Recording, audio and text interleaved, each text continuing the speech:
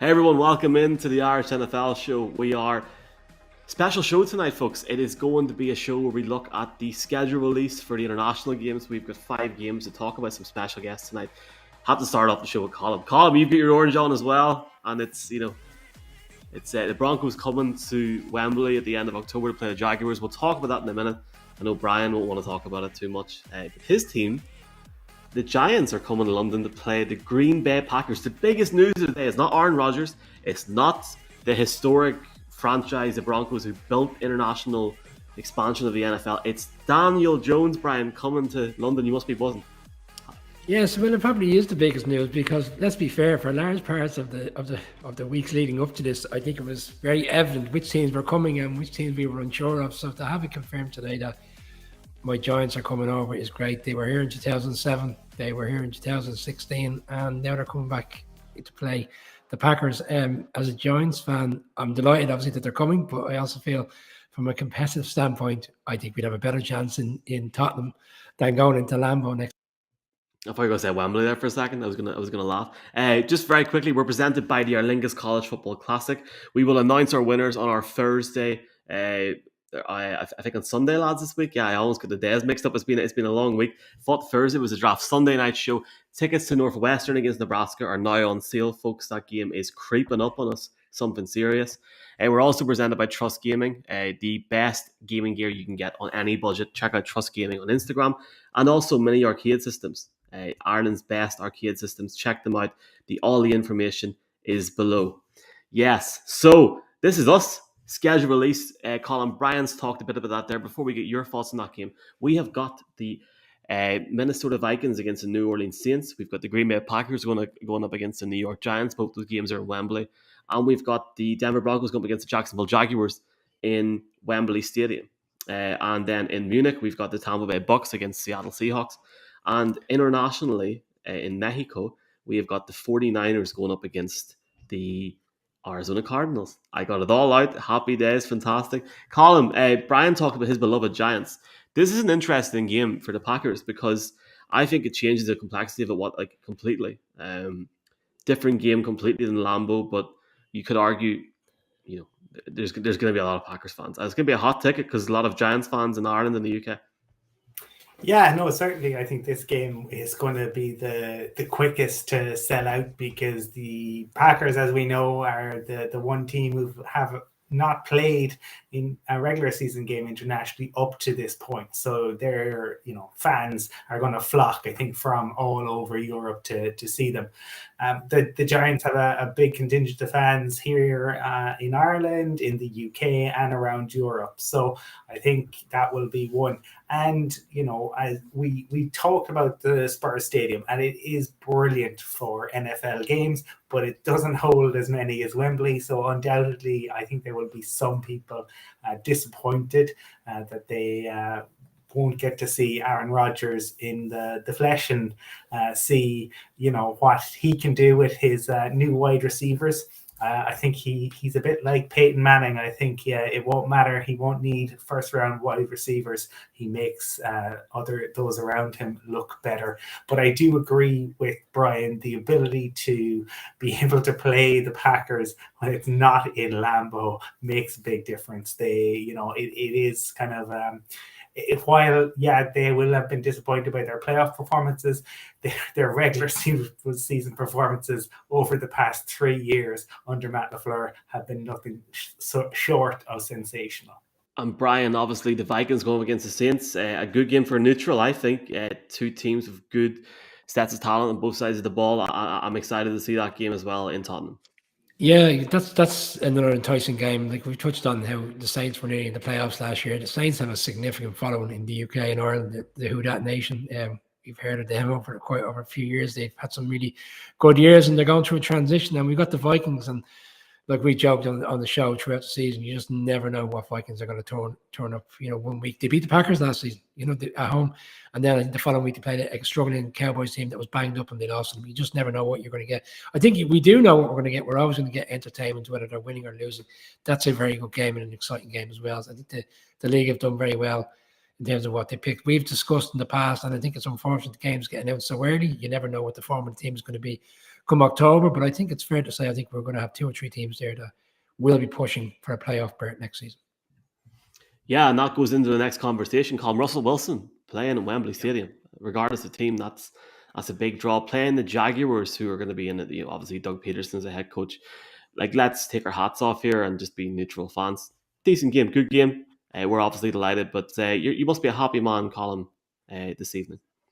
Yeah, I don't think I can be neutral on that. Delighted that the Broncos will be on this side of the Atlantic, and we know that it was supposed to happen 2 years ago. They were going to play the Falcons. I think it especially for the Broncos, talk about upgrading at quarterback, and I think there'll be a feel-good factor with Hackett there. But it is a Jaguars team who should be much improved from last year. They actually have an NFL head coach now, and not a sideshow Bob in charge. They also have, I suppose we've talked about it on the kind of draft review show. They made some really good choices on the defensive side of the ball, so they should be a lot stronger. Still probably missing a couple of weapons, but it should make for an interesting game, and I think you will see plenty of orange and blue in Wembley Stadium. I'll be there. Avec Bell's on, and we are now announcing that we're doing the show. I'm joking. We'll see the crack down the stretch. Brian, this game in Munich is a great game. Nobody talking about this all week, and it comes out of the blue today. Tampa Bay playing Seattle. Like, look, Seattle's got thousands of fans in Germany. This is going to be a great game. It's going to be even harder to get a ticket now if it wasn't hard in the first place. The 12s are going to show up. Yeah, it's like, see, again, we're looking at 2 teams who have a strong fan base. Like, the Bucks have quite a strong fan base in the UK and Ireland as well. I wouldn't diminish that either. But yeah, to see Seattle come over, it's going to be interesting. Usually, they'll obviously be dying to get over there as well, because when a player leaves your team and goes somewhere else, you always have that kind of little bit of love for them, and you hope to see them do well in their career. We've seen that. As in Mark, he was delighted to see Tom Brady win a Super Bowl. So I assume you'll be there, bells on, hoping that Drew Lock has a good game and beats Tom Brady. Look, I've seen Tom Brady a couple of times play, and I'd say I'm quite fortunate. So for anybody who gets a ticket for that game, to see a Bucks team, and a Bucks team that, in fairness, should be, competing for potentially an opportunity to go back to the Super Bowl. Again, it's another great selection. That is going to be a humdinger of a weekend, shall we say, to go to Munich for the first game. That's the one. Albeit I'm looking forward to seeing my own team. Is your flights booked? It is, yeah. Call me. Are your flights booked? He's working on it. That is a work in progress. Obviously, being a Broncos fan, that is the game I have circled as the most exciting. But I genuinely think the biggest party is going to be in Germany. I think that is going to be an absolutely sensational weekend, though I maintain that I will volunteer happily to cover the Mexico game, because that will also be brilliant. And the fact that is the Cards and the 49ers, I think, will only add to the festivities there. Looking forward to it, lads. We have a special show tonight. We've got beat writers on from every team, apart from the 49ers, which we're still working on, maybe coming at the end, and also the Packers. We're fortunate enough to have Matt Schneidman join us on Monday night, so we thought we'd just leave it there with the Packers. They're coming to London. Fantastic. Really happy with the games, lads. We're going to start off this show with the Saints Vikings. We're going to start off with Jeff Duncan. Jeff was the guy that broke the news about the Saints coming to London first. Here he is.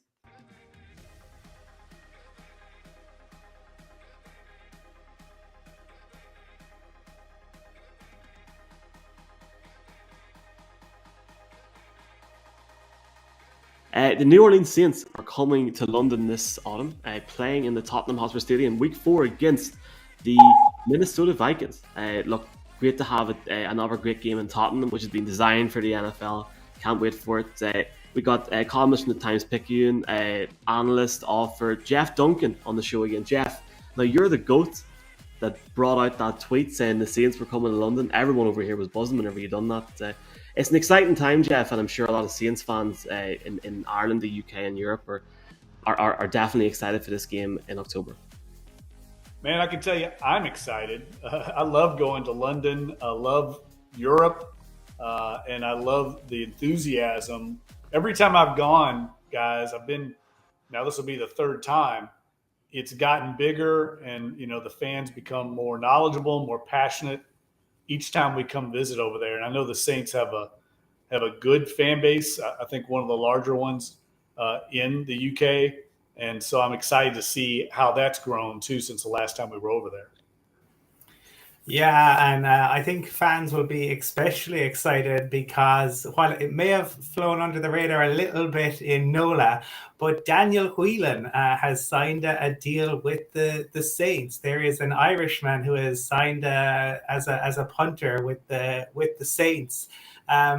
For us, Jeff, it is the first time that there is an Irishman involved in the NFL on a roster in 37 years. The Chargers have also signed an Irish kicker. You obviously some changes last year in terms of the punters with the Saints, but do you think that he's in with a shot of making the roster and we could see an Irishman in a regular season game?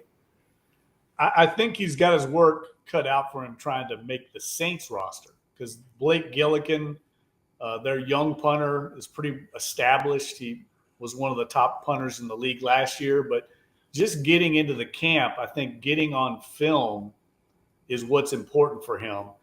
I can give you a good example. The Saints kicker, Will Lutz, was in camp behind Justin Tucker in Baltimore. He was not going to make the Baltimore Ravens roster over Justin Tucker, who's the best kicker in the league. But he got on film. The Saints saw it. When they got down to cutdown dates, they still weren't happy with their kicker situation. They signed Will Lutz, and he's been with them ever since and been to the Pro Bowl. So I think something like that could easily happen, or you never know. I mean, I don't want to state the obvious, but, I mean, you get injuries involved, you certainly can make it. But I think it's more about performing, and the Saints officials that see him will put in a good word if other teams in the league are looking for a punter. So I think it's a great opportunity, and trust me, the way the Saints run their camp, he'll get plenty of opportunity on film to punt in preseason and get to show his leg off. Jeff, we had you on the Thursday night when they played the Cowboys last season, and at that stage you felt it'd be very difficult for the Saints to make the playoffs. However, come week 18, they were at half time in that game. It looked like they were the team going into the playoffs. The 49ers were losing 17-0 against the Rams. Transition last year from Breeze, now a transition from Sean Payton. Yeah, we saw aggressiveness recently with the draft, moving up to get the 2 picks. Does it feel that they really see themselves as a real potential to go and win this division against the Bucs next year? Guys, I think they're a real mystery team right now, because we don't know what this team's going to be like without Sean Payton and Drew Brees. I mean, they've been such fixtures for over a decade and a half. One or the other has been here the entire last 16 years. So this will be the first time that really we've played a season without that head coach and that quarterback here. So I think it's going to be a fascinating, intriguing season. I think the rest of the NFL is kind of sleeping on the Saints a little bit. I mean, I think their odds right now in Las Vegas are 7.5 wins. Their total, if you're a betting man or a punter, as you say, that's very low. And I think the Saints feel much more confident about their team and their roster than people do outside of New Orleans. So we'll see. At this time of year, everybody's optimistic. But I do think there's reason to be confident because the defense is so strong. I think it's got the potential to be the best this franchise has had since I've covered the team. And you can win a lot of games if you can just shut people down the way the Saints did last year. Look when they went to Tampa Bay without Sean Payton and shut out Tom Brady and the Buccaneers on their home field. No one expected that. That shows you the potential of this defense. Jeff, it was, as I said at the start, it was great to sort of get a bit of insight into the Saints being picked as a team quite early from yourself online, and I know a lot of fans over here, regardless of their team, really appreciate that. One thing, and I have to ask, man, a lot of NFL fans in Europe, but there's a lot of Bengals fans. Was that ever a possibility? Because there was so much talk about that whole LSU factor, and I think a lot of fans will be delighted as well with this Minnesota game and with the Saints as well. Was it ever a possibility, or was it ever looking to you like that might be a possibility? I think it certainly was a consideration, but I think what happened is the networks over here recognized it was a game that they wanted to see in the Superdome. It's obviously a decent matchup anywhere when you get Joe Burrow and Jamar Chase, both with ties to Louisiana going against the Saints. But it's a much better storyline for the network broadcast if they're here in New Orleans, which is, we all know, in the Superdomes where LSU won the national championship. Those guys played the greatest game in LSU football history was right in the Dome. So it made sense for them to get it in the Superdome. And I can tell you this, a lot of people don't know this, but the way it works, these international games, the league gives the teams, the NFL teams, a chance to protect a game. In other words, they come to them and say, here's the 3 or 4 games we're considering for London, for the international series. And the team was allowed to protect a game, one of their home games. The Saints did not protect the Bengals game. And they didn't protect that because they didn't want to play in the Superdome with all these Bengals fans coming down either from Cincinnati or Ohio, or the LSU fans that may live up in the north part of the state that aren't really New Orleans Saints fans. They're more LSU fans.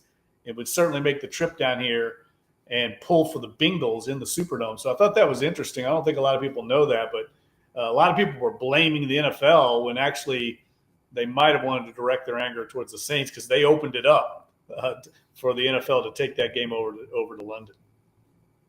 I think if they had done that, Jeff, it could have actually, I believe, set it back because I think that homecoming factor for the networks, I think that's going to be such a big sell. I think fans would have been I know I would have been if that happened to me and the opportunity for the homecoming. But we know it's the Vikings, and Brian talked about, I suppose, the new era that the Saints have. And we had the opportunity to talk to a player who the Saints took at number 19, Trevor Penning.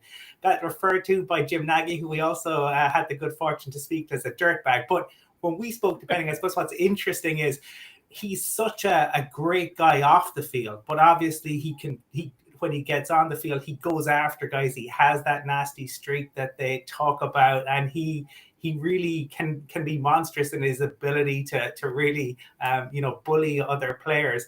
What's the feeling in the Saints organization about their new tackle? Well, interesting you should bring up Trevor Penning because I'm getting ready to talk to his father here in a couple hours. His father, really interesting story about their family. His father's a truck driver. They're really kind of blue-collar people, and I think we see that in the way he plays, right? He's got that nasty streak, kind of blue-collar streak.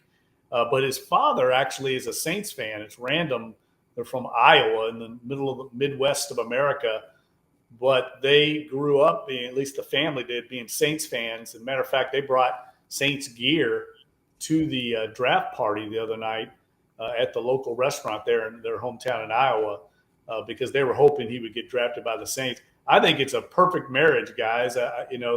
Penning he's got the mentality the Saints look for in their offensive lineman. He's at a position of need.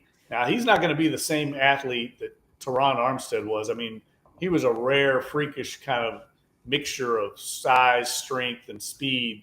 You just don't find that package very often in a man that size. But Penning is a better athlete than people think. Jim Nagy talked about that, but he just doesn't back down from anybody. He just plays with this mindset that he's going to dominate people. And I really believe he'll end up winning that starting job. The Saints have not been afraid to start rookies on the offensive line in the past. And I think they drafted this kid to start, even though I know they like James Hurst a lot. And certainly if there's some kind of setback, Hurst would be the guy to step in there. But I think they value him in that backup swing tackle role where he can be plugged in anywhere along the offensive line as your sixth lineman. So I'm really looking forward to meeting Trevor Penning and really looking forward to watching him play. I think a lot of Saints fans are. I think he's going to end up being kind of a cult hero down here. Jeff, if you looked at the stats of Ohio State last year in terms of the wide receivers, Garrett Wilson and Chris Olave, there wasn't much in the difference, but yet for a long time leading up to the draft, Garrett Wilson was deemed top 10 pick, and Olave was kind of floating in around 20 to 32. I know the Saints moved up slightly, but they ended up going 10 and 11. Were you surprised that the Saints, some people felt it was a bit of a reach, and other people were kind of delighted with the pick. How did you feel about it in terms of, do you think, should he be a productive player immediately? No, that's a good question, and I think it's a fair point. None of us are going to know if it was a reach or not until 3 years down the line, and we see how Olave produces and how the rest of the players in the draft did. I think the question would be, did you really feel that Olave was that big a difference from, say, Treylon Burks from Arkansas, who went right around where the Saints were at? You wouldn't have maybe needed to trade up to get another receiver. But the Saints had such a high grade on Olave, and they really believe in following their board. And Olave was very high on their board. They had some other receivers way up there as well. Garrett Wilson was up there. But once they saw that the first three went off the board, they felt there was a drop off after the top four, and they wanted to get one of those top four, especially a guy like Olave, who has a different skill set, right, than Michael Thomas. Michael Thomas, a big physical intermediate route runner, catches a lot of slants and hitches and outs, whereas Olave is going to be your classic flanker, Z receiver. He's going to have speed to go deep, clear out the defense. So he complements Ingram more than maybe Treylon Burks would have. Burks is a very similar kind of receiver.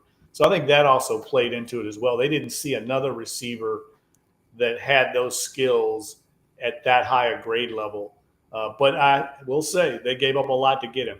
I think it really is a testament or maybe indicative of just how much they want to win right now, that they're willing to trade away a lot of assets in the future to try and get somebody that fills a position of need right now. If you look at his highlights, really takes the top off the defense very quickly in terms of getting down the field. And Jameis Winston has an arm; he can get the ball down there. Yeah, no, I think that went into the thinking. I'm sure we saw many times last year when Winston was playing that they couldn't have anybody get behind the defense, and when they did, sometimes they weren't able to get separation.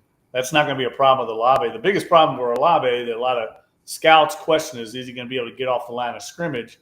That's where the offensive scheme comes into play, and Pete Carmichael putting him in some bunch formations, maybe in the slot where he can have a little bit of a free runway to get off the line of scrimmage, because he's not a very big guy. So that'll be interesting to watch during training camp, because we all know the Saints cornerbacks are very aggressive, very physical at the line of scrimmage. So it'll be interesting to watch and see if Olave can get off the line of scrimmage against the Saints DBs, because he's not going to face many more physical secondaries than he does in practice every day. So I think that'd be a good barometer of what lies ahead for him. Yeah. Excited to see what's going to happen over the next few weeks and months, Jeff, with the Saints, and excited to welcome you to London in October when you're facing the Vikings in Tottenham Hotspur Stadium. Thank you so much for coming on and for being so vocal with the game over the last few weeks and months. And we'll see you in London. First pint is on, Brian. Yeah. Hey, guys, look, we might be doing some kind of live chat over there, a live get-together with fans. So we'll definitely hope you guys can make it. Well, you're definitely welcome on our show as well. The morning of the game, it's opposite the stadium. So before you get your credential, you're more up the stairs. You can sit and have some fun with us at 9 o'clock on the Sunday morning if you'd like to, Jeff. And safe travels. Hey, I'm looking forward to it. I can't wait to see the stadium. That's really what I'm most excited about. It looks amazing on TV. Can't wait to be there in person.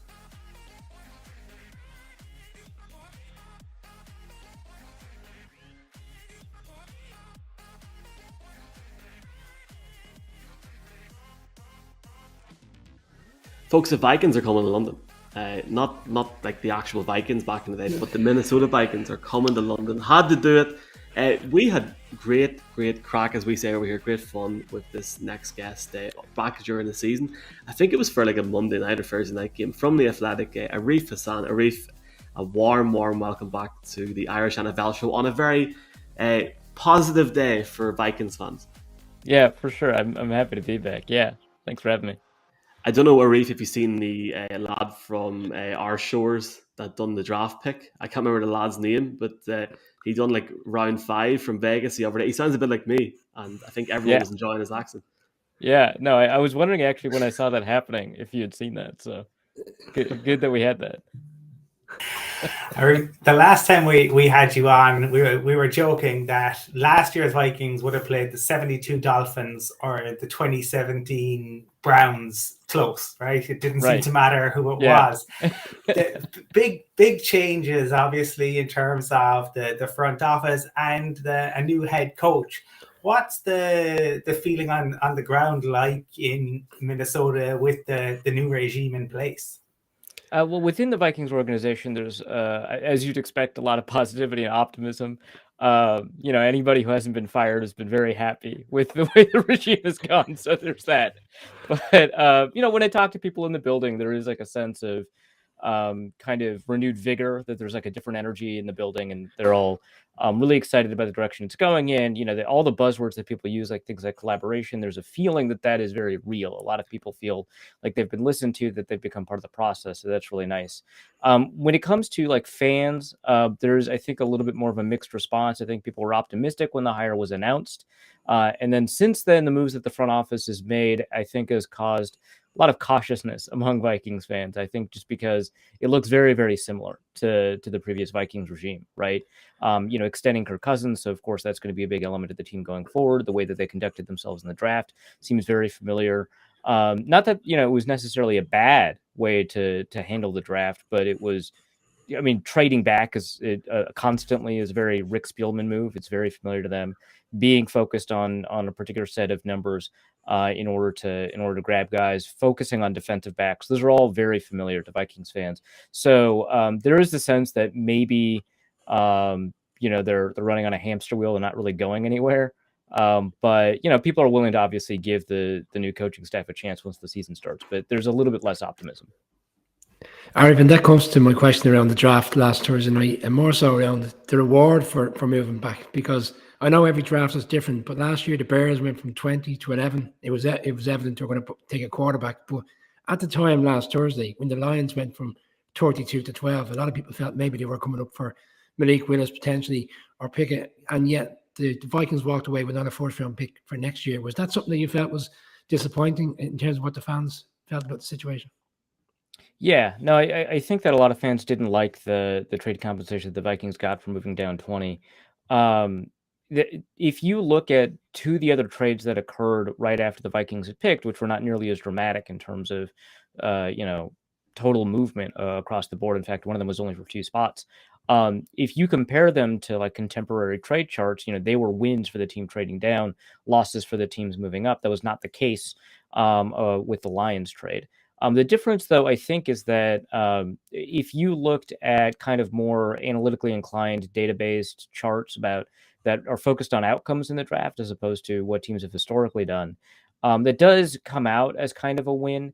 And so to me, this is the kind of trade where the Vikings could have gotten more and didn't. But if this was the only offer that they had on the table and the Lions weren't budging, maybe it was better than it wasn't.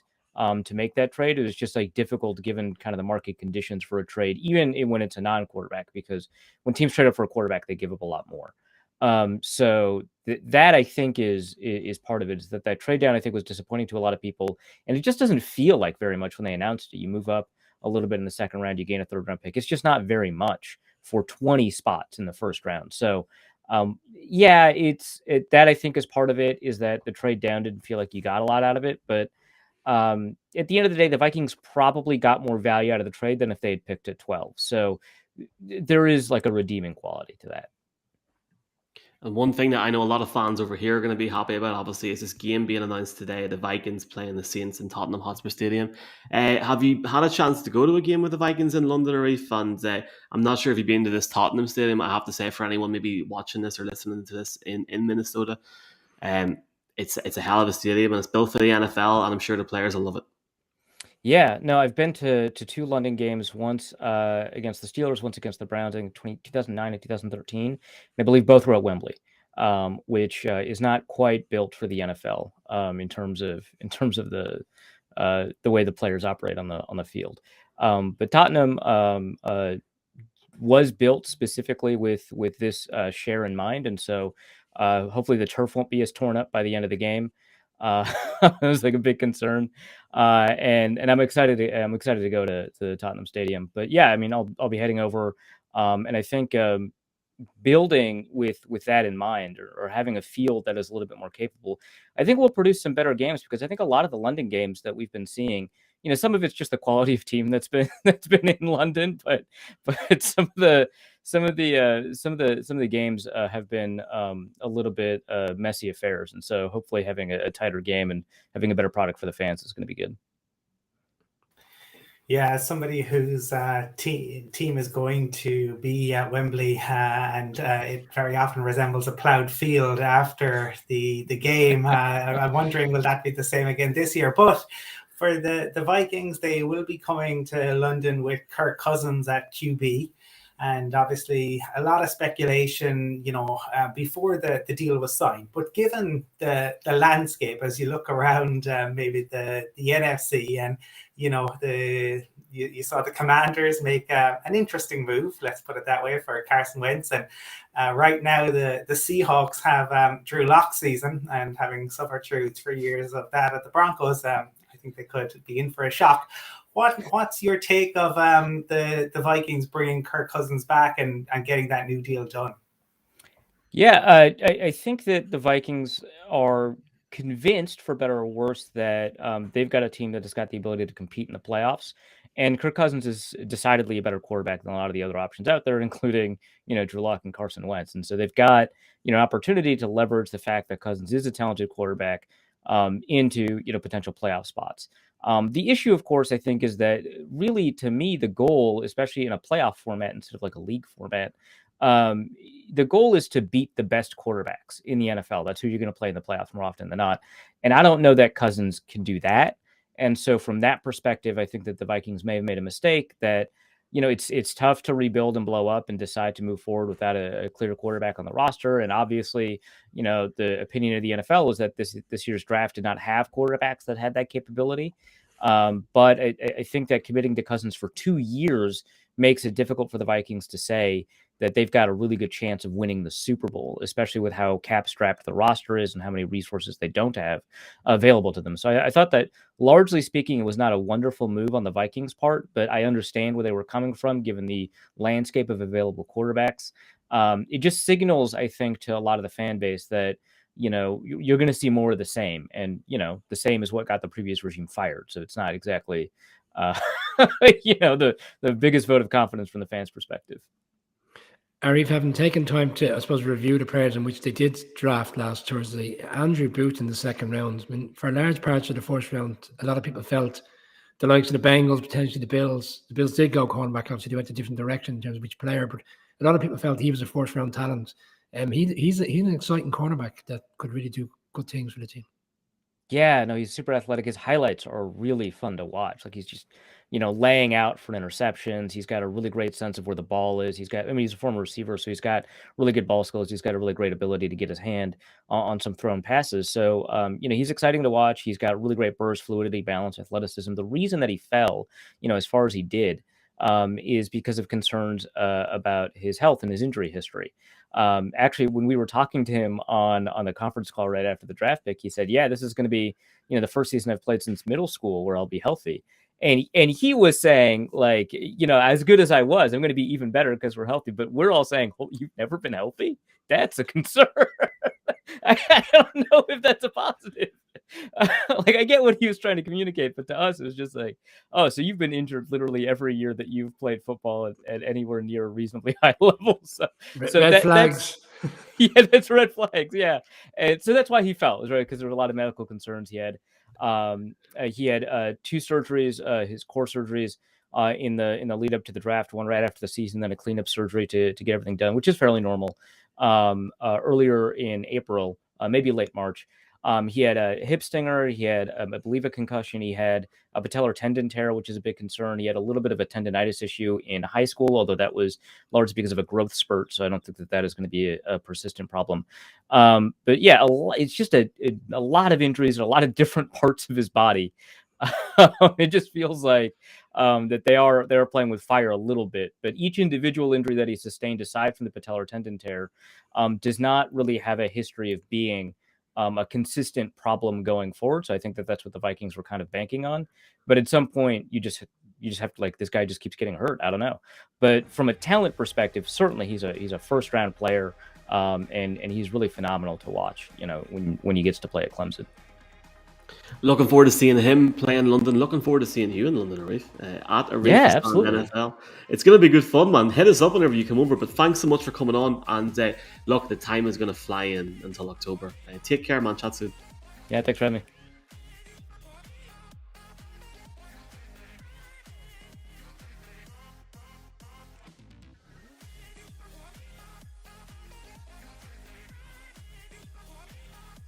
The Jacksonville Jaguars are a staple of the local market now in Ireland and the UK for coming over for a London game. This year's opponent is going to be none other than the Denver Broncos. I think Colin's going to be very happy with that there. We're delighted, myself as well, we're delighted to welcome in Denver 7 Broncos expert analyst Troy Rank to the show. Troy, a great day to have you on. Yeah, listen, we thought we were coming to London to cover the Broncos, a couple of years ago during COVID against the Falcons. I remember talking to you guys then. So been looking forward to this. The Broncos had an international presence, early on in the process. It was a hallmark of Pat Bowlen and his ability to convince basically other owners how important it was to spread the NFL worldwide. So this is important for the Broncos and their brand. They're expanding in Mexico as we speak. And what better time, guys? They actually have a quarterback. Their plan at quarterback after Peyton Manning, I think, was A, B, C, D, E, F, U. And now they finally have Russell Wilson. So it is a great time to be a Broncos fan. I think Colin's very happy, lads. Colin, you're very happy, yeah? Just a smidge, and I suppose on that, Troy, 2 years ago it would have been Drew Lock's season. Now it's Russell Wilson's season, a Super Bowl winner. You've been on the ground there. Russell's taken part in the voluntary kind of workouts and whatnot. We've seen him interact with Hackett on the field. What is the feeling like around Dove Valley, the Broncos training facility, with Russell Wilson in the building? Yeah, if you can imagine what an acoustic concert sounds like, and then you plug in Eddie Van Halen's electric guitar, that's the difference from a year ago. It's caffeinated from Coach Nathaniel Hackett, who has just Red Bull energy for days, and Russell Wilson, who has this positive vibe. He has the resume. Just his resume creates accountability among the players, similar to what I saw when I covered Peyton Manning. When your best player, guys, is your hardest worker, and he runs from drills, like from the whistle blows and he runs to the next drill as if he's a JV high school player trying to win a spot on the roster, that sets an example. And I'm watching it every day that guys are like, if the 9-time Pro Bowl quarterback who's won a Super Bowl takes it this seriously in practice and obsesses over every detail, how can you not if you're the backup running back? How can you not if you're a backup player? How can you not if you're just a starter? And so we've seen it permeate the organization. They're just in a really good spot. I don't know if Hackett can coach. I really don't. He's never been a head coach.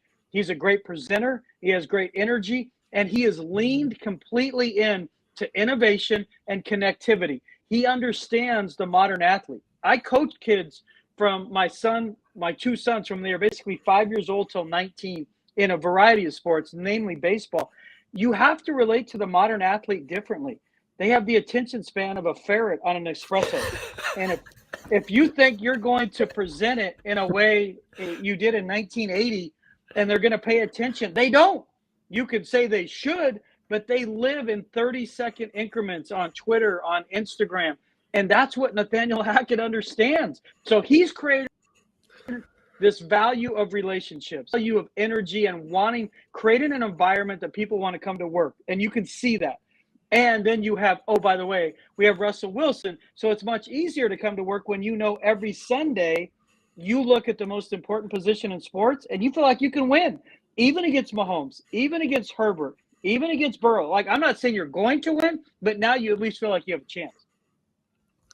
Troy, as a non-Broncos fan, it's hard not to know what's going on with my two colleagues here, my two friends who talk about the Broncos 24/7. But on the outside looking in, there was a bit of a mixed reaction to last weekend's draft. Obviously, no first-round pick because of the trade in which we discussed, but kind of a mixed reaction. Some are very positive, some are a bit down. Your thoughts on the whole situation?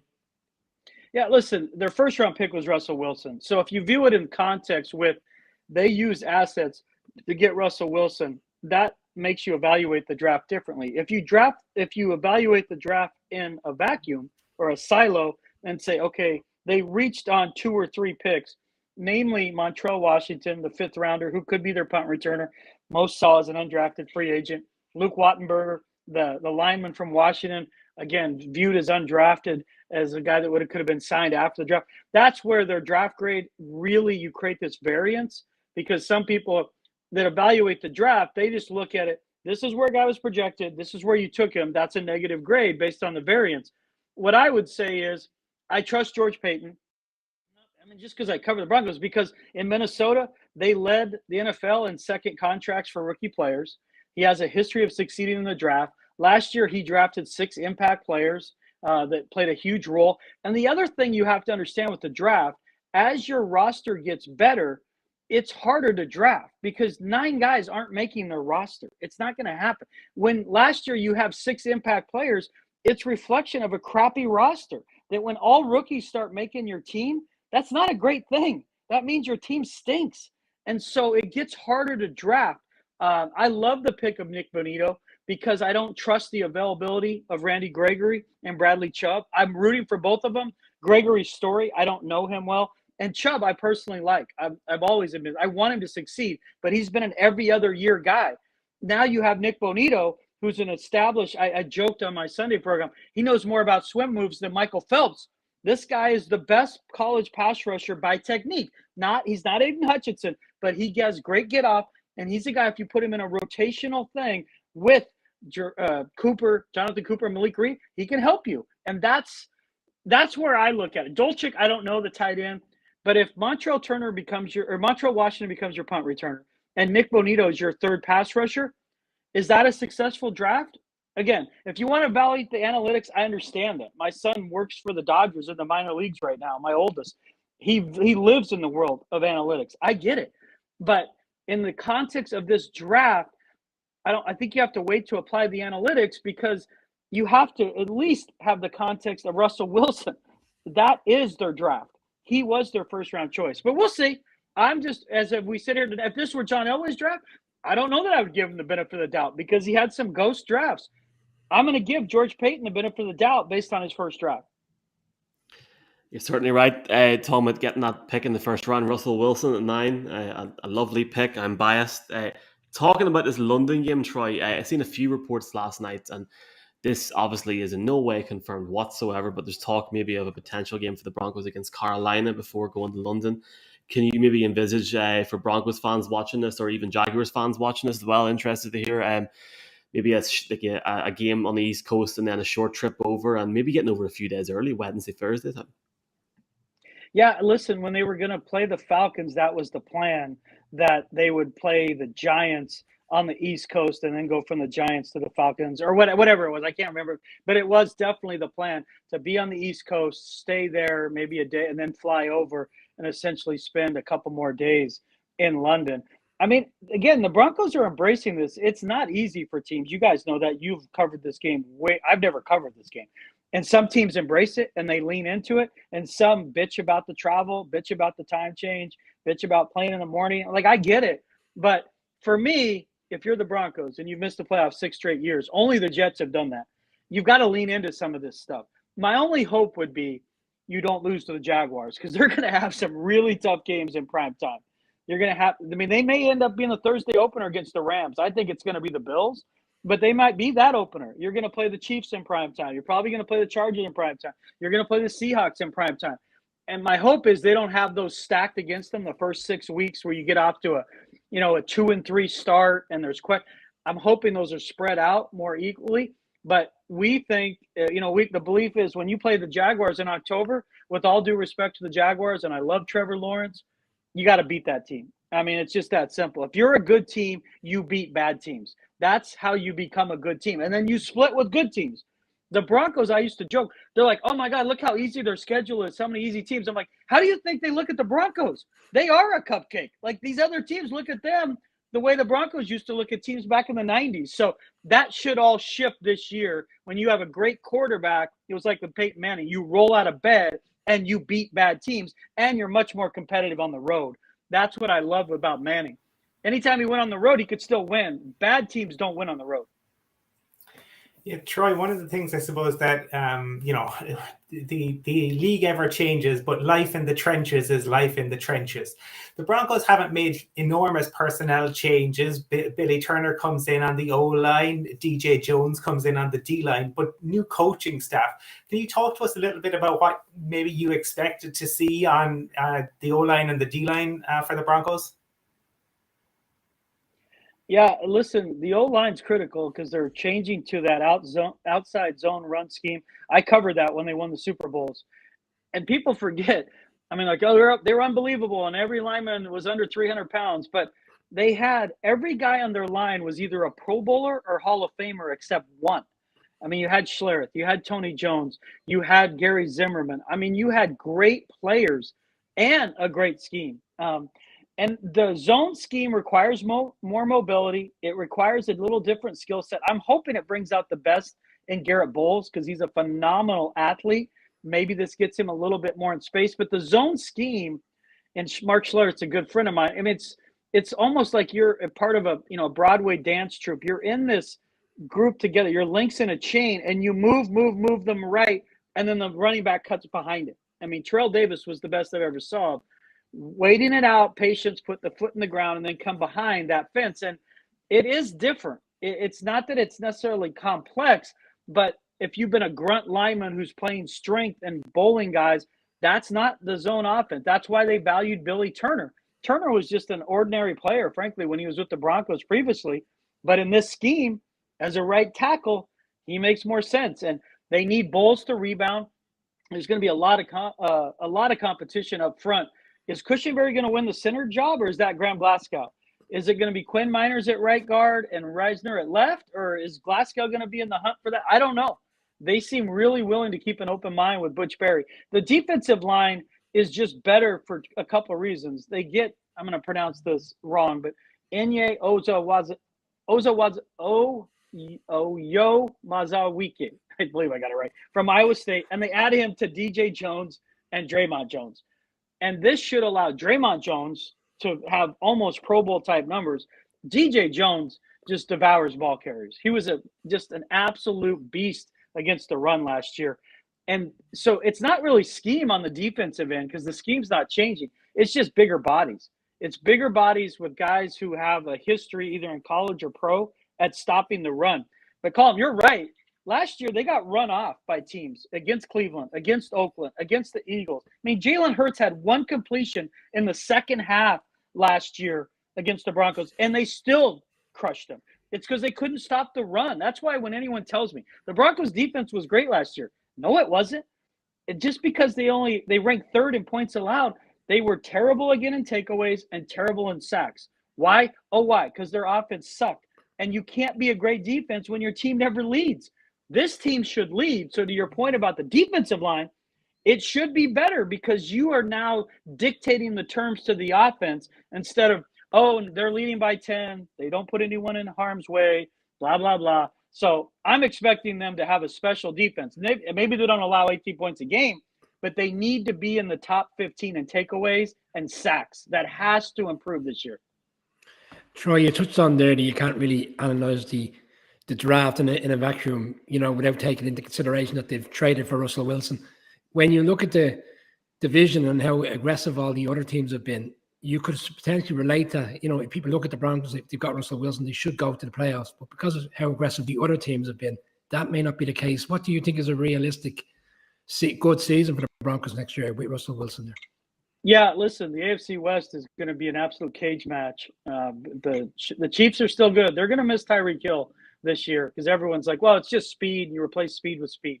No, you don't. There's no one he's a unicorn. I watched him for 5 years. He was undefeated against the Broncos. Patrick Mahomes is undefeated against the Broncos.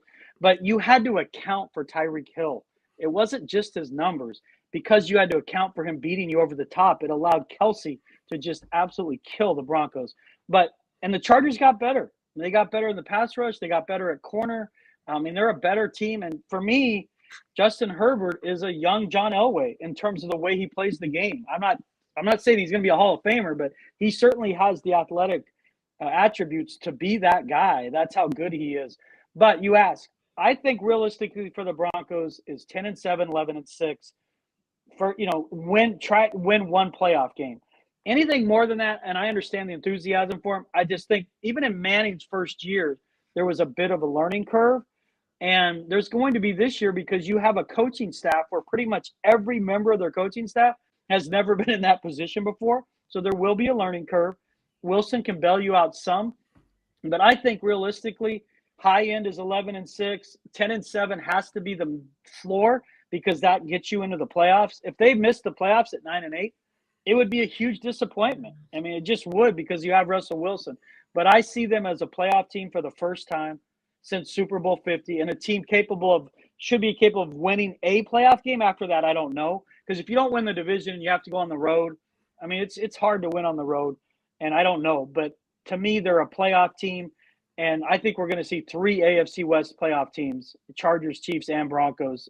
For me, that's how good the division is. I mean, listen, if the Raiders got in, I wouldn't be shocked, but I see 3 playoff teams in the AFC West. It's going to be a great few months ahead. Looking forward to the season to start trying. Looking forward to seeing you in London as well this October when the Denver Broncos play the Jacksonville Jaguars. If you need any advice, food advice, travel advice, you hit us up. But thanks for coming on, man. And we'll chat to you again soon. And don't just, of course, folks, at Troy Rank on Twitter. And you're also the host of the Broncos podcast with Troy Rank. I've been listening. It's really good stuff. Check it out, folks. Troy, thanks so much. You guys are the best. I love your passion. I've told you that. You do amazing work. You get way better guests than me. So I feel privileged to be able to sneak onto the show. Can't wait to get out there. I'm looking for. I've never been. I've been to, I think, 43 states and Mexico. I've never been to across the pond, so I can't wait. Brilliant, Troy. See you soon. Thanks, Troy.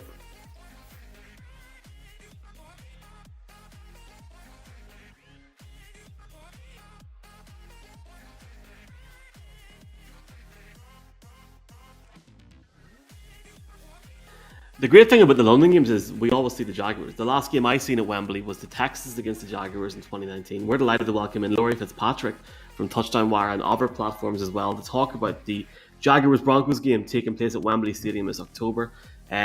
What Laurie probably doesn't know is me and Colin are Broncos fans. We're going to keep this light, keep it good. Laurie, a very warm welcome to the show. Thank you so much for having me, guys. I feel like I've deserved this, though. You know, my last name is Fitzpatrick. You know, my whole family is from the northern part of Ireland, so I'm just glad to be here, honestly. Have you any idea where? Because that's where I'm from. Have you any idea where? Like, if you had a guess, or... Near like Donegal, I think. Donegal. Yes. Donegal. Yeah. Donegal. It's Donegal. It's a good spot, and there's loads of NFL fans up in Donegal, and there's also a massive Jaguars fan in Ireland called Stevie. I'm going to give him a big shout out right now. Look, yeah, that's my boy. It's a big welcome in, and Colin, I'm sure you can tell Laurie about your experiences in Wembley Stadium. I mean, I'm presuming, Laurie, you've been to a few games in London. Have you had a chance to see the Jaguars over? I have, actually. This flag right here is like one of the best flags that they gave out in the stadium. This was 2017. That was sent to me, actually. I'm not sure if it was Stevie that sent it to me, but somebody did. But I went to the 2008 game against the Eagles. I was there. Yeah, that was amazing.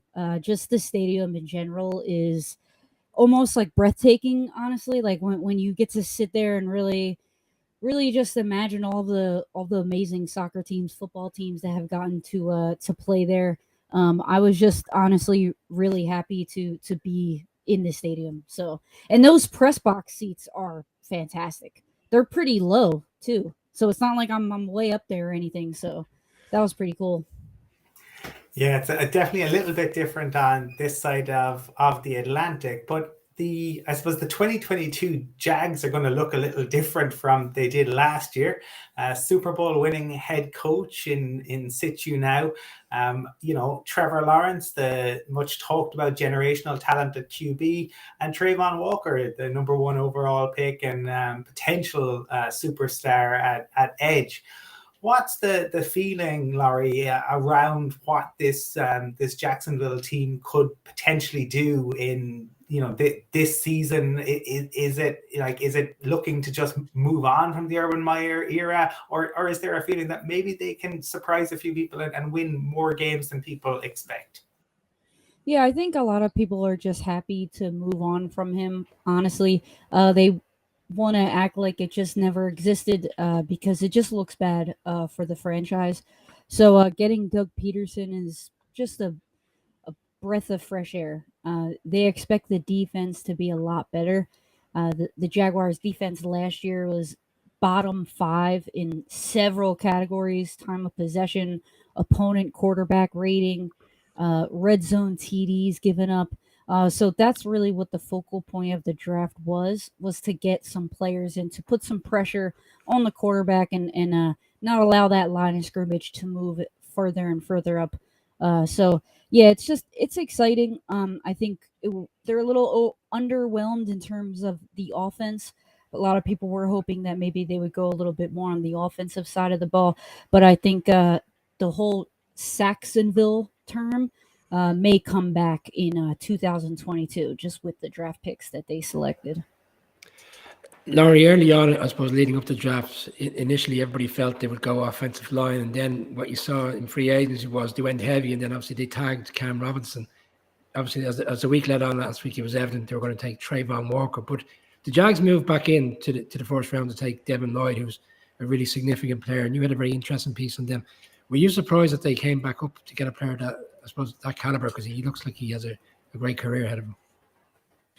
Yeah, no, I was surprised actually because they needed a linebacker.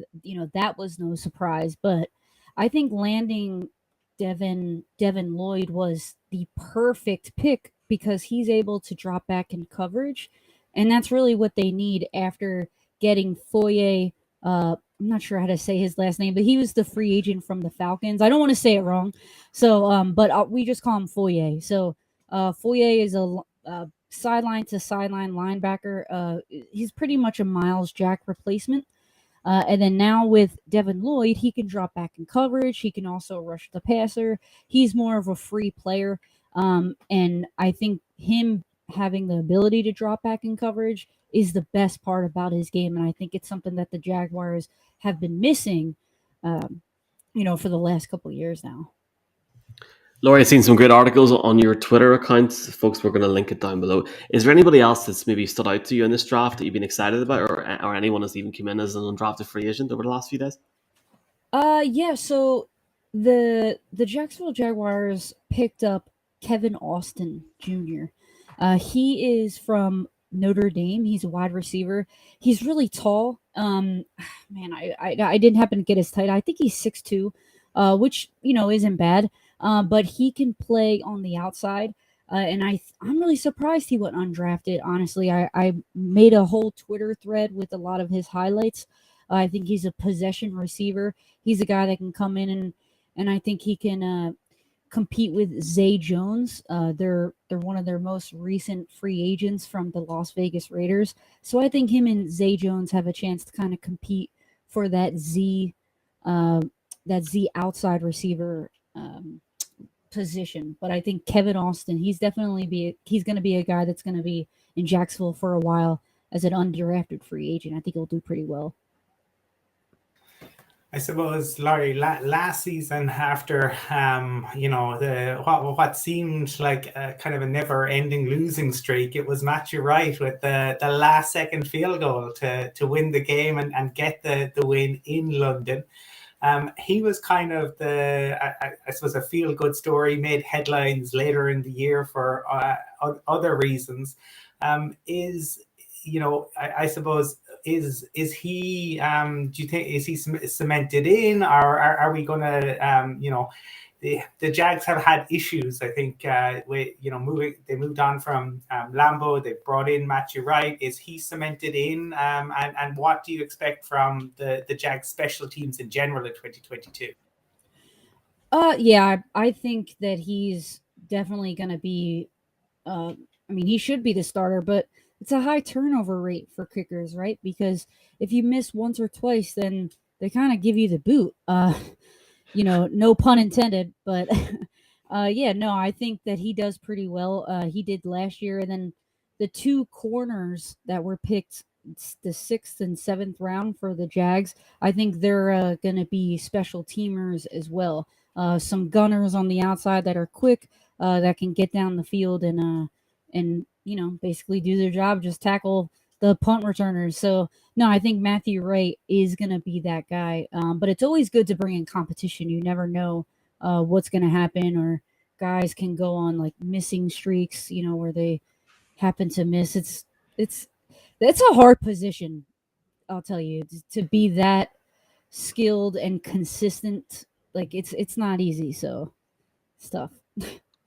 Laurie, when free agency started, you could argue the Jags were the most aggressive team. Early on in the period, Christian Kirk, Evan Ingram was signed, Brandon Sheriff, offensive line. Sheriff. Yeah, a lot of people on the outside were looking in going, my God, they're going mad. And the contracts that they were giving out were quite significant. Others said they have to overpay to get players to go there. Do you feel that's a fair comment that people are saying that they need to offer these extortionate contracts as opposed to get people to go and play in Jacksonville? To a point, I do believe that unless you get a really big free agent, like a guy like Calais Campbell that came over to Jacksonville as a free agent, he was a guy that could call his buddies over and say, hey, come to Jacksonville. But unless you have a guy like that who's going to bring other free agents with him and make a lot of calls, it's not something that like happens often. So sometimes, you do have to overpay to get those really big free agents. And I think they did a little bit of overpaying. I think you're right about that. I think that's fair to say. But they need it. And if you looked at the cap space in like when the offseason started, Jaguars were second in most cap space and the money that they had. So I think it was fine to be aggressive, especially after if we look at what Urban Meyer did, he barely signed to anybody last year. So it was kind of like a big wasted year. I think they kind of needed to go overboard just to be average, if that makes sense. Yeah. Absolutely. Laurie, it's going to be interesting to see what this Jaguars team can do over the next few weeks and months. We'd love to have you maybe on during the training camp or towards the season starting, and we're going to link your socials below. But thank you so much for coming on the show, and maybe we'll see you in London this October when the Broncos play the Jaguars at Wembley Stadium.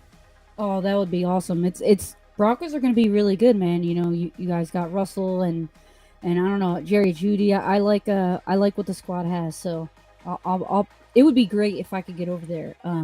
But yeah, you never know what's going to happen.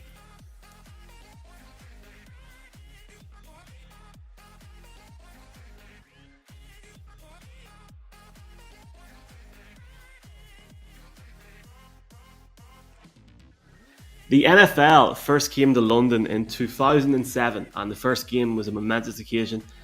First game this year in Munich, and we've been waiting for the opponent for months. Tampa Bay Buccaneers. They're playing the Seattle Seahawks in the Bayern Munich Stadium, the Allianz Arena, on the 13th of November this year. We're delighted to welcome Seattle's AP sports writer Tim Booth to the show. Tim, first off, welcome, and secondly, I'm so happy we now have no connection issues like last week. A very, very warm welcome to the show. Thank you, guys. I appreciate it, and I apologize again for the connection problems we had last week during the draft. It's all good, man. And look, usually I ask people if they have any Irish heritage, but I think on the show that we have tonight, have you ever been to Munich before? I haven't. I'm buzzing to go, and this is it's going to be fun.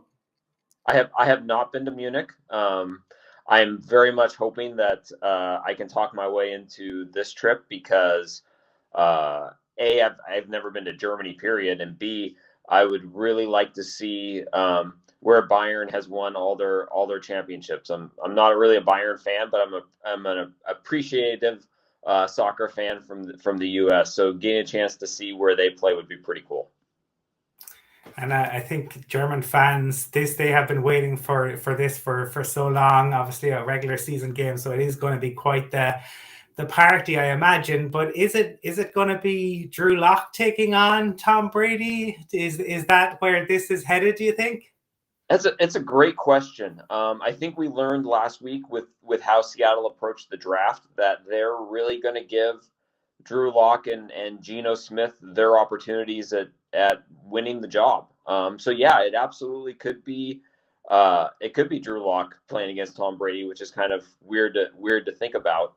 But I think it's going to be a very interesting next couple of months. The Seahawks got on the field this week for the next phase of their off-season program, which actually meant that they could actually do a little bit of team activity, offense, defense, separate from each other. But you could kind of see guys, running routes and doing things like that. So this week, I think, really starts the evaluation period to see, where they go and who might have a lead in the competition. Pete Carroll talked last week during the draft that Geno Smith has been in the program. He understands the offense. He has a better grasp of it. But But Drew Lock is going to get every opportunity he can to sort of try and win that opportunity. So right now, I have no idea who's going to be the quarterback come November in Munich, but it'll be a very fascinating few months to see, and it absolutely could be Drew Lock. Tim, interested to hear your thoughts on your first-round pick, Charles Cross. Bearing in mind, Russell Wilson was always voicing his concerns around building an offensive line around him. The irony of the first draft since he left is an offensive line guy selected at number 9. I mean, everyone made the comparison as soon as the draft pick was made, and it's understandable. Like here was Russell for years talking about, hey, can we address the offensive line? Can we make it better? And then what do they do with their first draft? They address the offensive line and try and make it better. To their credit, I mean, Seattle's hasn't been in, or was not in that position of drafting that high for 12 years before Russell even got there. There's a lot of similarities to that 2010 draft that you find with what Seattle did last week in the draft. And Charles Cross, he was regarded as the best pass blocker in the draft. Clearly, this is an offense that is still going to be predicated around running the ball and having that be the focus, but you got to be able to block when you drop back and pass. And so they went with the most elite of the pass blockers that was out there. And the one concern with Cross is the fact that he hasn't done a whole lot of run blocking, that he played in an air raid style offense for the last couple of years of his college career and was in a 2-point stance, but no one doubts the athleticism. No one doubts the raw talent that's there. And now it's a matter of getting him up to speed with the NFL system and some of the requirements and things that are needed to be an elite run blocker in the league, especially playing on or in Seattle's offense and the style they want to play. Tim, obviously working at the Associated Press, and the Seahawks came to London in 2018. The thing that's interesting for the Seahawks is the location of where the team is in the US. And for any fans over here, if you're not sure where Seattle is, go check it out because it's literally as far west as you can go. You see a lot of teams sometimes, Tim, maybe go towards the East Coast and then go to Europe for a game. You're going further than London this time. What sort of thing do you envisage? I mean, I know it's all TBC, but could you see Seattle maybe spending a few days in Munich, especially with being the first game and just sort of getting used to the time zone and I guess the climate, and maybe potentially a game on the East Coast the week before in November 6th and November 7th? Yeah, it'll be interesting to see how they approach it. When they went to London, let me start again. The Seahawks have a very sort of strict travel regimen that they follow. Any game that requires them to go more than one time zone, they always leave on Friday. So if they're playing in the Central time zone, if they're playing in the Eastern time zone, they always go out on Friday for a Sunday game. When they went to London, I've actually tried to think back to how they approached things in 2018. I believe they left on Tuesday night or Wednesday. It was one or the other. I think they went through a practice.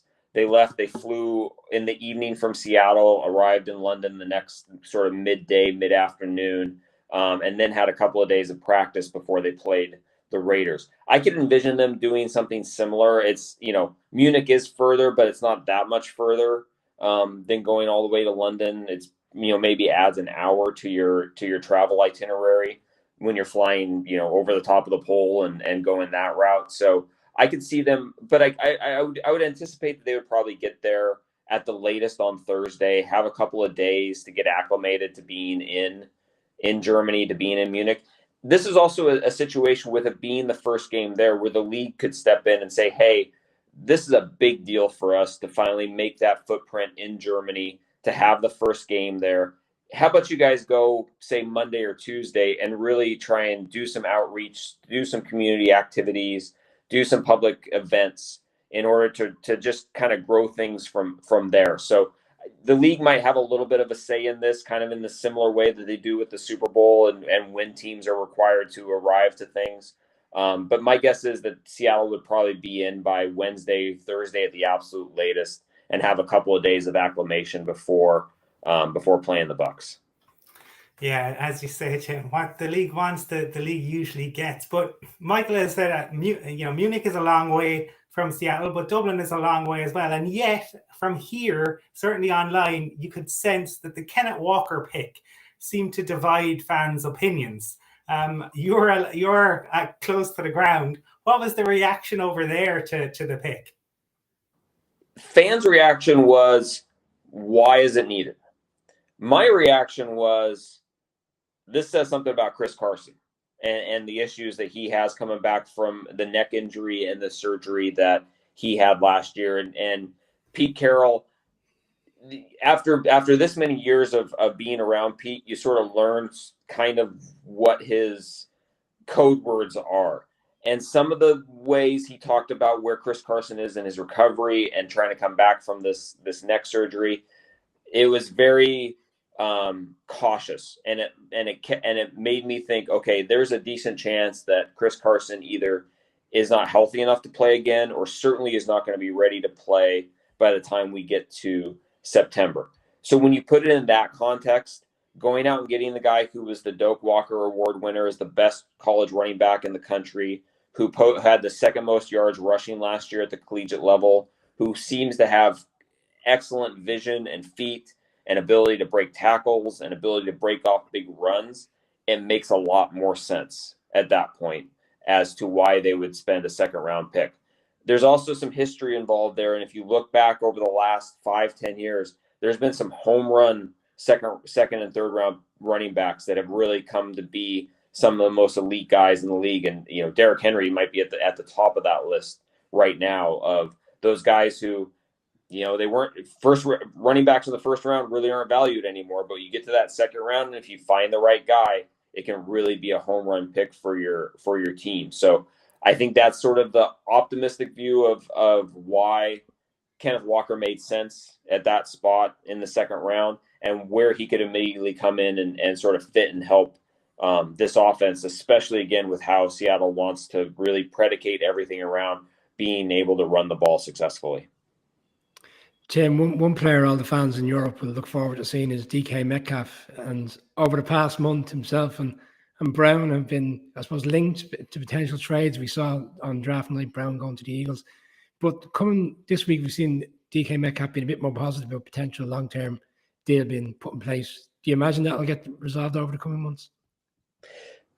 Based around what DK said this week, yes, I would. And based around what the Seahawks have said, I would think that some sort of long-term deal gets taken care of probably in the next 2 months. Certainly before training camp starts, I think you're going to find that something's been done and put in place. And it makes sense, too, because the market's already now been set. You know, there was the A.J. Brown deal in Philadelphia, I think, was the first. Well, A.J. Brown getting traded, but the A.J. Brown deal in Philadelphia, I think, was the first domino in moving the process forward and being able to say, okay, here's what his market value is. Now, here's where my market value is in relation. And now that that's done and out of the way, I think that actually helps speed along the process of getting something taken care of. The odd part is all of those free agent wide receivers or potential free agent wide receivers, that group, were all essentially represented by the same agency. And so whoever was the first one to go, they were setting the market for their buddies, and essentially that agency was setting the market for the rest of their clients. So now we've seen the A.J. Brown deal. I would anticipate a DK deal is probably going to be in the same ballpark. Maybe it's, you know, a few million here and there, but you're going to see roughly a very similarly structured deal would be my guess, and very similar numbers when it comes down. But I do anticipate something getting done in the relatively near future. Well, Tim, thank you very much for your time. I'm looking forward to seeing the Tampa Bay Bucks take on the Seattle Seahawks in Bayern Munich Stadium, the FC Bayern Munich Stadium, for official sponsorship reasons. First time ever game in Germany, the 13th of November this year. Can't wait, Tim. Thank you so much for coming on, and recommend everyone to follow you, Tim, on Twitter as well. Just type in Tim Booth and we'll link you on Twitter as well, Tim. Thanks so much. See you in Germany. Thank you, guys. I really appreciate you having me on.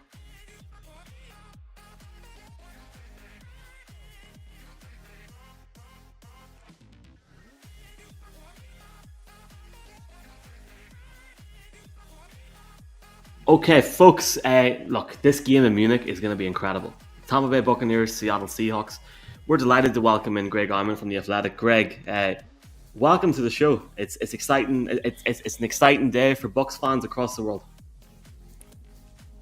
Absolutely. It's nice to be on an international show for an international story.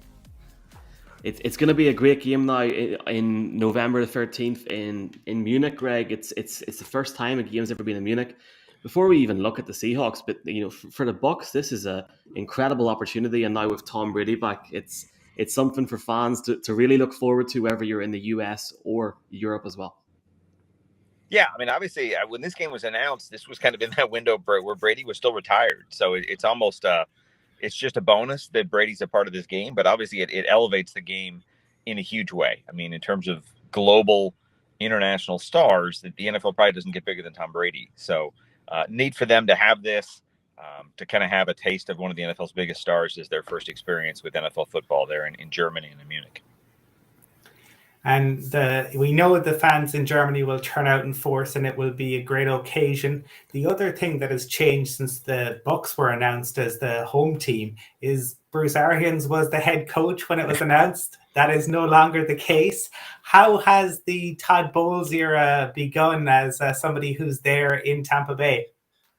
Yeah, it's been neat and really almost as seamless a transition as you can have. I can't really think of another coaching change where everybody stayed in the building and kind of just changed offices, if you will.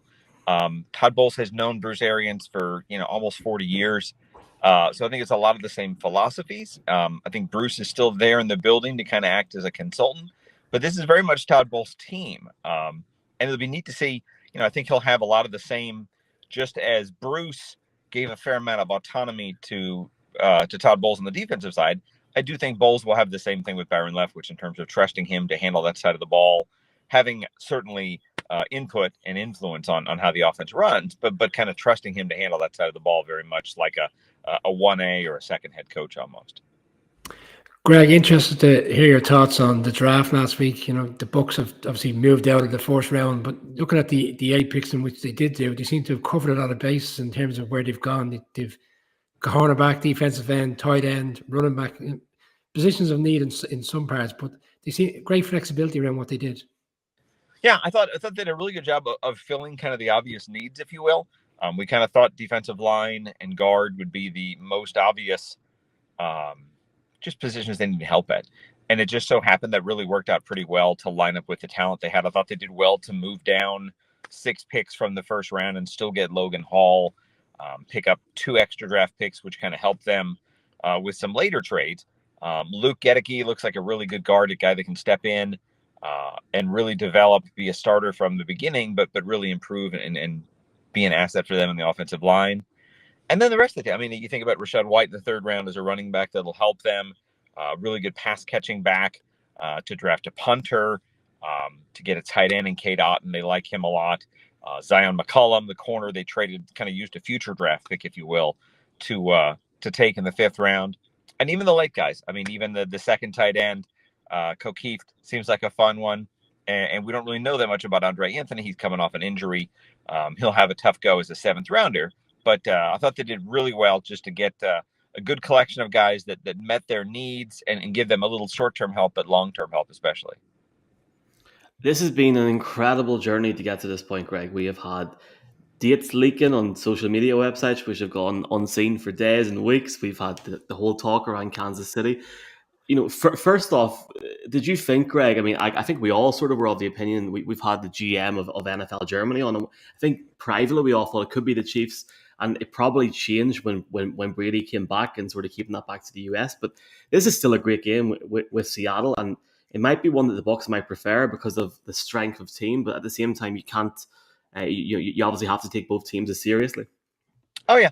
I do think it would have been a lot for the NFL to move a Chiefs game overseas. I just think it's such a big game in their portfolio that to have that game played, 9 a.m. on the East Coast here in the United States probably minimizes the audience. That's a big selling game for their TV packages. Those TV partners are paying billions of dollars to televise these games. So I think it makes sense to make that game a jewel for one of those as opposed to sending it overseas.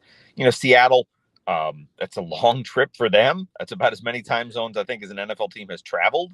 But it will be neat to see how it comes together. Seattle obviously is not the same team without Russell Wilson. makes life a lot easier for the Bucs that way. But they're still, I mean, especially, getting to play internationally, they're going to want to show up and have a big game. It'll be interesting to see how it turns out. Greg, a lot of familiar faces returned after Brady made his announcement. So Jensen is back, Leonard Fournette is back. But one of the guys who joined, Russell Gage. Now, I get the feeling Tom Brady, we've seen him do it time and time again. He makes those around him look better. We saw Peyton Manning do the same thing. He earned Eric Decker a lot of money. What do you think Russell Gage is capable of in this Buccaneers offense? They're really excited about Russell Gage. I mean, they kind of caught it at just the right moment where they got Brady back and you had the allure of a big quarterback at the exact same time that Atlanta was struggling with whether they keep Matt Ryan or not. And it allows you to pluck a good receiver away from a division rival. I mean, this is something where, he's a $10 million receiver. So now to have not only Mike Evans, got shadows on my face here, not only have Mike Evans and Chris Godwin, but have Russell Gage now. That's a strong number 3. If Godwin isn't ready to come back, that's a solid number 2 for them. And then a lot of just depth behind them. I mean, they're going to be cutting receivers, the Bucs will, that will be playing for other NFL teams this fall, I think.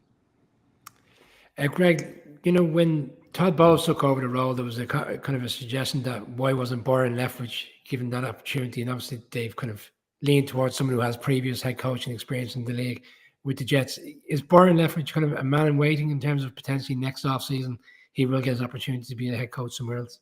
I really do think so. I mean, I think another year of Tom Brady, another year of this offense being a top 5 offense in the NFL with any postseason success at all helps him. I mean, this is one of those where if there were any concerns about Bruce, this kind of being his offense and that diminishing Byron's role in that, I think this helps take care of that. There's definitely, he's been the play caller, but now he's the head offensive coach on this team, if you will. So I think that helps him.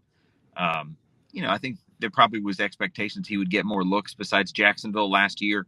Wanted the right situation. I don't think Jacksonville was that it. I do think Byron, to his credit, has done a good job of saying you don't have to take the first job that's offered to you. You want to make sure you have a good job and a good situation with the right control and the right front office and all those kind of things. He'll be in really good shape. I don't know if there'll be quite as many openings this offseason coming up as there were this past offseason, but it'll be fun to see how it shakes out and how he's involved with that. Greg, we really appreciate coming on for this show and coming on in such short notice after this game has been announced. And it's an exciting game, and we want to send our best wishes for you traveling over to Munich. I'm sure we'll get the chance to say hello in Munich. And you know what, Greg, as we say in Ireland, the time will fly in.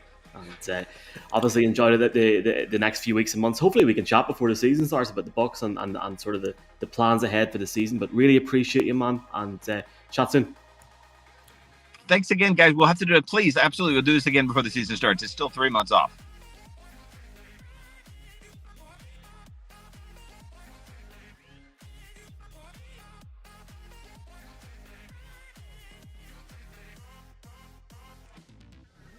Folks, we're really excited for the London games this year, and we're hoping folks to have some great teams over. And one team that might come to London this year is the New York Giants. We're recording this before any announcement has been made, and we're not sure yet in terms of what's going to happen. We are delighted to welcome in Paul Dottino to the show. Paul, you've been on previously. It's great to chat to you again. Good to see you once again. I hope everybody's well. Thank you very much, Paul. I know everyone's excited. Brian's excited at the prospect of this happening. Have you been to London before? I mean, it would be a great prospect if it does happen. Yeah, well, the Giants were there in 2007 when they played at Wembley and beat the Miami Dolphins. You guys will remember that's the day that Eli Manning showed how quickly he could run the 40-yard dash when he scooted into the end zone in that win against the Dolphins on what was a very wet and rainy type turf. And the Giants beat Miami. And then in 2016, the Giants went over there and played against the Rams. I was on that trip. I did not make the trip in 2007, but I was with them for the trip against the Rams. That one was very well remembered for the fact that Odell Beckham Jr. had been injured the previous week, and he made the trip, and there was a game-time decision as to whether or not he would be able to play. And the people over in London were, of course, ecstatic when Beckham made the trip, but they still didn't know up until game time when the inactivations were going to be announced whether or not they would actually see Beckham play. As it turned out, he went through the pregame warmups. The trainers, the coach, Beckham had a conversation. They decided he would play. He was used sparingly in the game, did catch one very important pass for the Giants down in the red zone, but in reality, it was Landon Collins who had a pick six, a very athletic pick six, when he ran horizontally across the field a couple of times on a zigzag as the Giants wound up coming from behind and beating the Rams that day.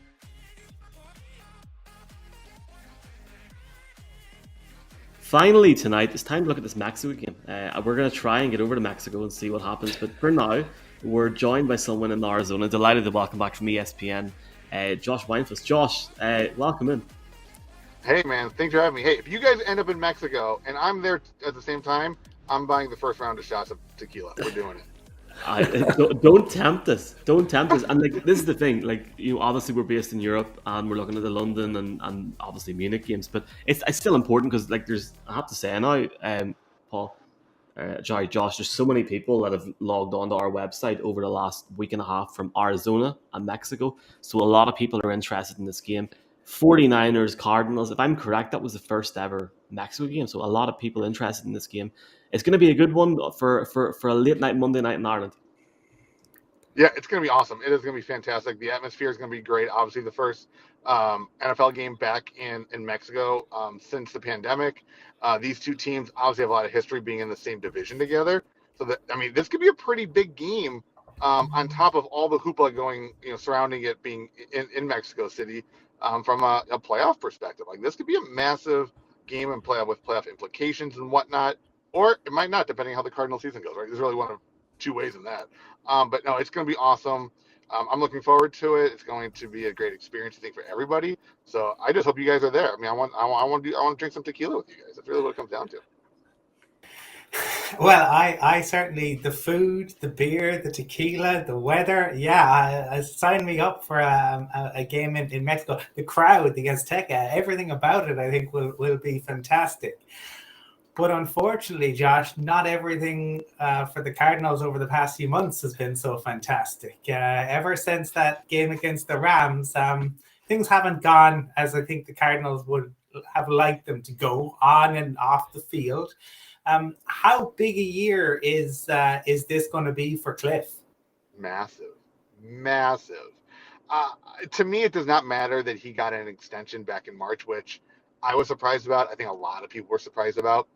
I think if this season does not go according to plan, and the plan to me, that would be playoffs. And I'm talking like if it goes pretty bad, I think that we could see a change made at the head coaching spot. I know, owner Michael Bidwell obviously was not pleased with how the Cardinals were absolutely embarrassed on national TV against the Rams. Not happy how the last two seasons have ended because they should have been in the playoffs in 2020. And then last year, they should have been, at one point, they were the best team in football. They should have been a much higher seed than being a wild card, maybe even the number one seed in the NFC. And that's, I put a lot of that on Cliff Kingsbury, especially when DeAndre Hopkins went down for the second time last year. Kingsbury, he didn't really do much to adapt and adjust without Hopkins. And he did nothing that made defenses say, oh, no, we got to worry about what Kingsbury's doing. So now we lose, the Cardinals lose Hopkins for 6 weeks, the first 6 weeks of the season. And that's going to be crucial because we know how this team fares at the end of the season, right? Like, we know that they bottom out once kind of that midway point hits. So they need to be very, very good early. So if that does happen, they're still in a safe spot when it comes to the playoffs. But no DeAndre Hopkins leaves them without that weapon that kind of changes the entire dynamic for this offense. So obviously they traded it for Hollywood Brown. That's going to be a massive upgrade for their number two. But at the same time, if he's your number one for 6 weeks, how does this offense adapt? They have 4 months until week one, essentially. That gives Cliff Kingsbury a ton of time. And if he can't figure out how to win games without DeAndre Hopkins and how to make sure this team, A, is in a good position when he comes back, B, does not bottom out in the second half of the season, and C, can get to the playoffs and win. If he can't do those three things, I find it hard-pressed to think that he's going to be back in 2023, especially with all the stuff that's happened around Kyler Murray. Josh, the Hollywood Brown trade on the night of the draft, the value of that trade, people were quite surprised. Now, a few days on, I think it looks like the Cardinals probably knew what was coming down the line with the Hopkins 6-match suspension, and maybe they felt they were in a position where they had to make that move. Were you surprised about giving away a 4th-round pick for a player that a lot of people don't feel he's at that level, like a DeAndre Hopkins type player. No, I wasn't. I mean, you look at it this way. Like, who would they have taken in the first round at that point at a receiver that would have been better than Hollywood Brown, right? And I know it's kind of like what Steve Keim, the GM, has been saying, but I think it's to some degree very true. You're not going to get someone better than Hollywood Brown at that point at number 23. If you were picking 10, you don't make that trade. You take somebody and you roll with them. But at 23, there weren't a ton of great options left on the board that were at a caliber of or anybody who really was at a caliber of Hollywood Brown.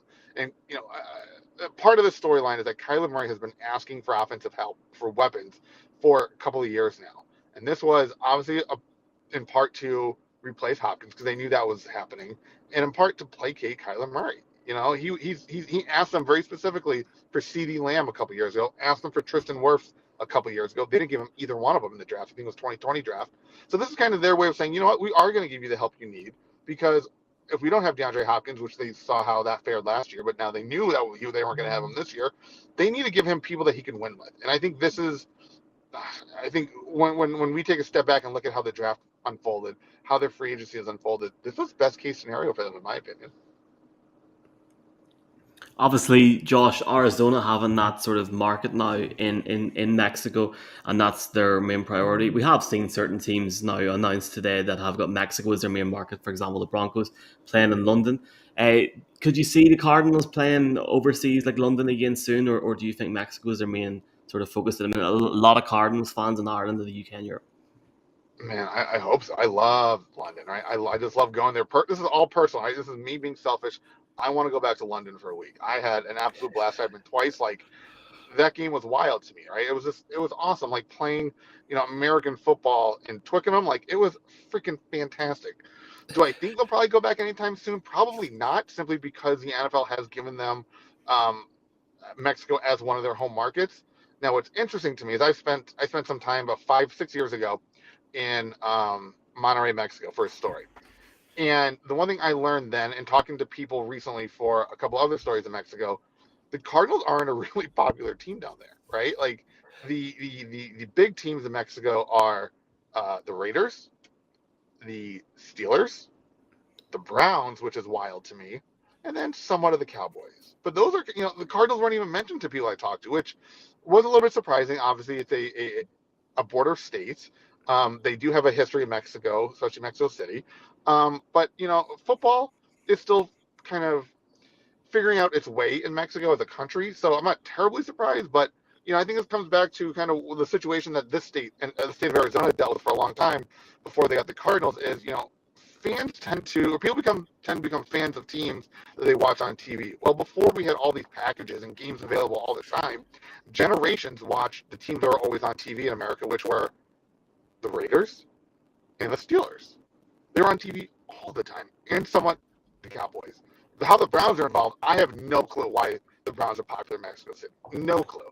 But I do expect, you know, if the Cardinals do start going back, you know, playing international games more often, I wouldn't be surprised if they get, you know, another maybe one game in London, a slim shot maybe in Germany, which would be an awesome trip. But I think we're going to see them more in Mexico than anywhere else. Josh, you touched on some of the things the Cards have done to appease Kyler.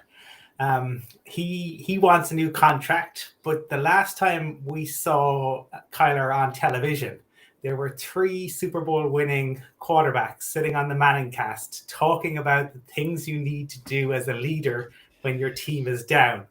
It wasn't very complimentary towards Kyler, and they are guys who have quite a few Super Bowls between them, 5 rings.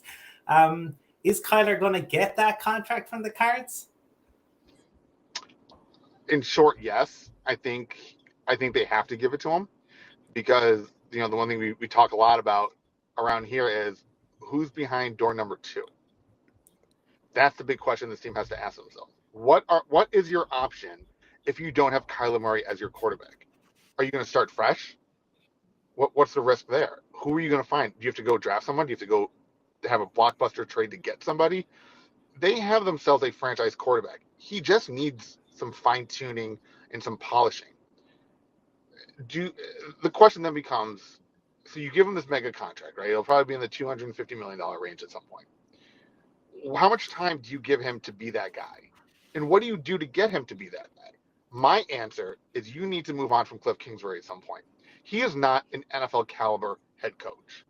I think the Cardinals missed the boat this season. I think what they should have done was you fire Cliff Kingsbury, and then you promote Vance Joseph, and then you bring in Jim Caldwell as your offensive coordinator / quarterbacks coach, and let him groom Kyler Murray. Because Cliff Kingsbury, while he's a great offensive mind, there's no doubt about it. Generally speaking, we didn't see it with DeAndre Hopkins out last year, but he's not really an NFL caliber coach. Kyler Murray needs someone who has experience coaching top tier talent. Jim Caldwell, he coached Peyton Manning. I think guys like that is who he needs to take his game from here to here. Will the Cardinals do that? I don't know, because I think in some ways, if they fire Cliff Kingsbury, not only do they have to pay him a ton, which obviously isn't an issue because they gave him the extension, I think it means that the owner Michael Bidwell and the GM Steve Keim are going to be admitting failure. Both of them are not fans of doing that. Now they will if they have to. They did it with Steve Wilkes, but I think in a situation like this, when you go all in your coach and all in your quarterback, you don't want to admit so soon that you failed in this situation. So I do think he gets his extension. I know Cliff Kingsbury has tried very hard to get him to watch videos of Tom Brady, of Russell Wilson, of Aaron Rodgers, to watch their body language, to study how they lead men, how they're a leader as a quarterback in the huddle, on the field, off the field, all that stuff. Has it paid off? We haven't seen it completely yet. I think he's growing. He's still 24 years old. I think there is a lot of time and room for him to develop and grow, but I think obviously if the Cardinals want to take that next step, he needs to do that pretty quickly. Josh, from the draft class last week, is there anyone in particular that you're really looking forward to seeing? Like Trey Mcbride, a lot of people felt that for a long time he'd be a third round pick, and as the weeks went on, he was always a given. He'd go in the second round. Cliff at times does have an expansive offense, so he's the kind of guy that could be really dominant early on in his career. Can I tell you nobody? No, I'm just kidding. Of everybody, I think Trey Mcbride is probably the one guy I'm excited about the most to watch. I think he has that unique skill set of tight ends these days, very similar to Zach Ertz. He can be that pass-catching playmaker. And I think that could go a long way in this offense because, like you said, Cliff Kingsbury can get creative like that. He in his first year here, he loved using tight ends. He hasn't really used a ton of them since.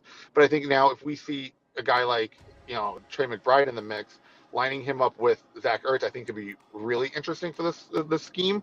We don't know where Max Williams is with his knee injury, so I think this is kind of a pick that for another weapon as well as an insurance pick because we don't know, like I said, where Max Williams is in his development and recovery from that ACL injury. So I think McBride has the skills in the game to have an impact, and the way Cliff Kingsbury moves the ball around, there's not going to be a lot of pressure on this kid to come in and be instant offense, right? There's not going to be a lot of demand on him to play well immediately. He can learn as he goes and contribute at a slower pace, which I think is going to benefit him, but it's also going to give the Cardinals another option, another weapon, and give Kyler Murray another weapon, which he's wanted. I think that could help in the long run. Josh, look, obviously it's going to be interesting to see this game in Mexico. It'd be great to have you on again maybe before the season or when the season starts. Hopefully see you down in Mexico. Appreciate it, man. You've been incredible with your support. Really, really appreciate it. And chat to you soon. Wait, I have a question. One more question. If we're all in Mexico City, are we doing this live? Yeah. I mean, if we can all get down, yeah. I'll tell you what. That's what we do in London, Josh. Again, we have live shows on the rooftop facing the stadiums. We were fortunate to do that last year, and that's what we're planning again. But we'll work on the Mexico one very shortly. Maybe we'll detour to Cancun on the way, maybe. I'll be there with you. I'm going. 100% I'm going. Thanks, Josh. And everyone watching, good night. Thank you, Josh. Thanks.